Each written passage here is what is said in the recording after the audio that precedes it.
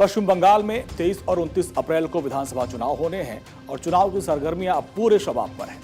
और इन सब के बीच रानीगंज में चुनावी जनसभा को संबोधित करते हुए मुख्यमंत्री ममता बनर्जी ने एक के बाद एक कई बड़े मुद्दों पर खुलकर बात की और बीजेपी पर जोरदार हमला किया।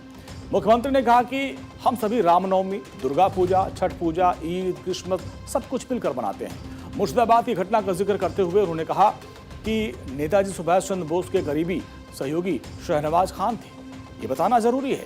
उन्होंने कहा कि एक लक्ष्मण रेखा होनी चाहिए, बीजेपी हर हद को पार कर रही है।